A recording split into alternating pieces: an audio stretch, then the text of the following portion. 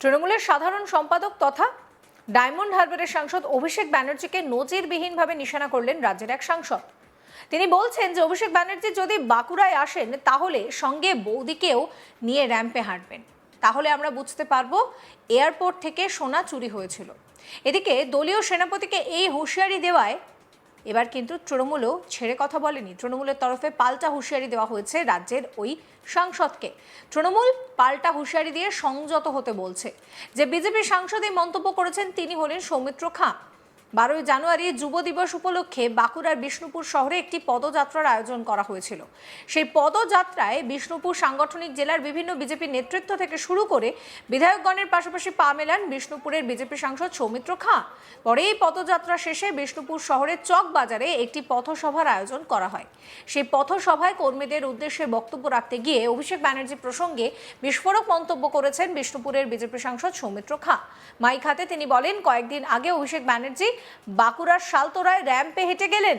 আমি অভিষেক ব্যানার্জিকে অনুরোধ করব, বাঁকুড়ায় যদি আসেন বৌদিকেও নিয়ে র্যাম্পে হাঁটবেন, তাহলে আমরা বুঝতে পারবো এয়ারপোর্ট থেকে সোনা চুরি হয়েছিল। শোনাবো আপনাদের কি বলছেন সৌমিত্র খাঁ। কিছু ব্যবসায়ী বৃন্দ হয়েছে যারা মানুষের সঙ্গে সংস্পর্শ নেই, যারা গরিব মানুষের বোঝে না, তারা কিছু মঞ্চ বেঁধে দিচ্ছে। এই বাঁকুড়া জেলায় কিছুদিন আগে অভিষেক বন্দ্যোপাধ্যায় ছিলেন, তিনি নাকি যুব সমাজের নয়নময়ী। আমি বলছিলাম, অভিষেক বাবু খুব ভালো, আপনি র্যাম্পে হাঁটছেন, আপনার সঙ্গে যদি বৌদি থাকতো, সোনা বৌদি, সেই বৌদি যদি চুরি করে বৌদিকে দেখতাম র্যাম্পে হাঁটতো, তাহলে আরো খুব ভালো লাগতো।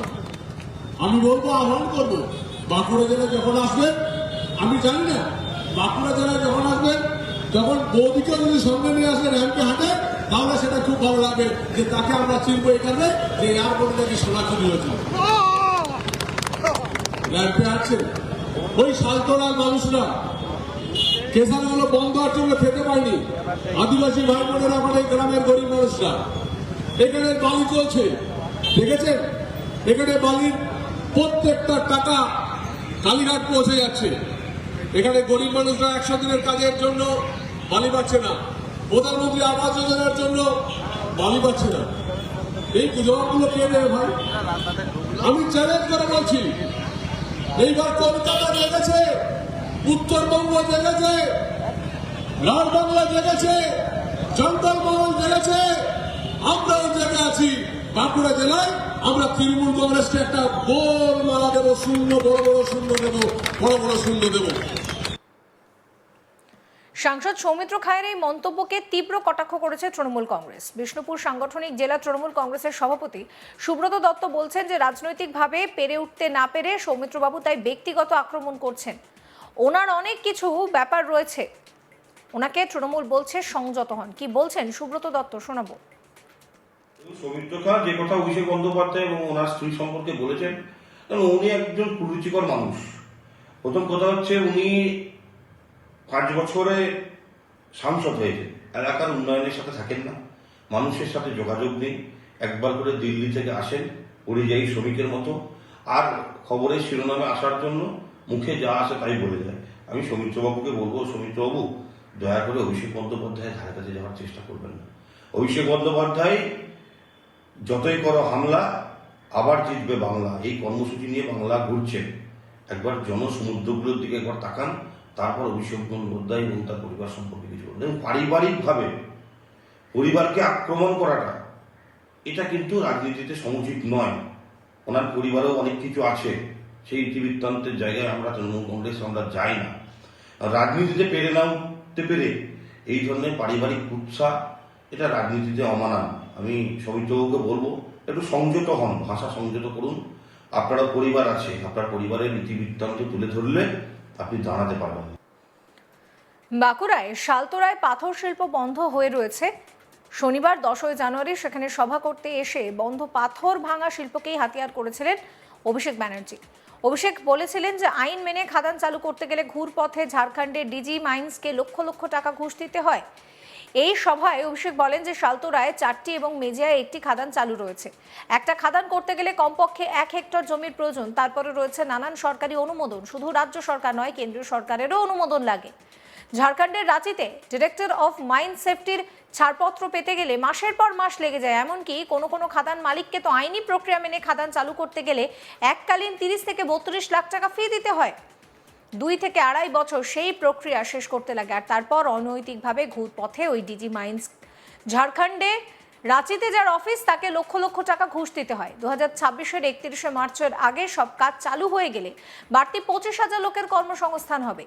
কথা দিয়ে কথার নাম রাখাই হচ্ছে তৃণমূল কংগ্রেস। শোনো অভিষেক ব্যানার্জির কথা। সালতোড়ায় 4টে এবং মেজিয়ায় 1টা, 5টা খাদান চালু রয়েছে এবং প্রায় 120টা ক্রাশারের কাজ চলছে। 250টার উপর ক্রাশার রয়েছে, কিন্তু কিছু আইনি জটিলতা, কিছু বাধ্যবাধকতা।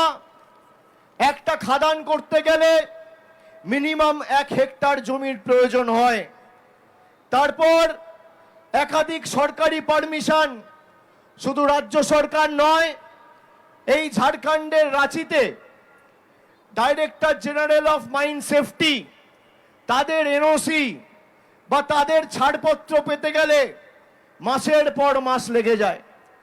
এমনকি কোনো খাদান মালিককে বৈধভাবে আইনি প্রক্রিয়া মেনে যদি খাদান চালুও করতে হয়, তাহলে এককালীন তাকে সরকারি যে ফিজ রয়েছে প্রায় 30-32 লক্ষ টাকা ফিজ জমা দিতে হয় এবং 24 মাস থেকে 30 মাস, 2 থেকে 2.5 বছর এই প্রক্রিয়া সম্পূর্ণ করতে লাগে। তারপর অনৈতিকভাবে বেআইনি ঘুরপথে ওই ডিজি মাইন ঝাড়খণ্ডে রাঁচিতে যার অফিস তাকে লক্ষ লক্ষ টাকা ঘুষ দিতে হয়। এই বাঁকুড়ায় সালতোড়ার বিধায়ক বিজেপির, 24 অব্দি বিধায়ক ছিল বিজেপির। আমি জিজ্ঞেস করি বিজেপির বিধায়ক সাংসদদের লজ্জা লাগে না? যেখানে মানুষের অসুবিধা হয় আর মানুষের কর্মসংস্থানের দাবিতে যখন মানুষ সোচ্চার হয়, কেন্দ্রীয় সরকারের সংস্থাকে ঘুষ দিয়ে লক্ষ লক্ষ টাকার মানুষকে নিজের অধিকারের স্বার্থে লড়তে হয়, তখন এদের বড় বড় ভাষণ কোথায় থাকে? আমি আপনাদের বলি, এখানে সরকারের প্রায় 133 হেক্টর জায়গা রয়েছে। আমি বিগত 2 মাস ধরে এই যে জটিলতা, এই জটিলতার উপর কাজ করেছি। আমি আজকেই সভা করতে হঠাৎ করে সালতোড়া এলাম কেন? বাঁকুড়ায় এত ব্লক আছে, টাউন আছে, বিষ্ণুপুরে যেতাম, সোনামুখীতে যেতাম, রায়পুরে যেতাম, রানীবাঁধে যেতাম, অন্য জায়গায় যেতাম, বাঁকুড়া শহরে করতে পারতাম, তা তো করিনি। এসছি কোথায়? সালতোড়ায়, আপনাদের কাছে। সমস্ত খবরের আপডেটের জন্য আপনাদের নজর থাকুক আজ তাক বাংলায়। চ্যানেলটিকে সাবস্ক্রাইব করতে ভুলবেন না।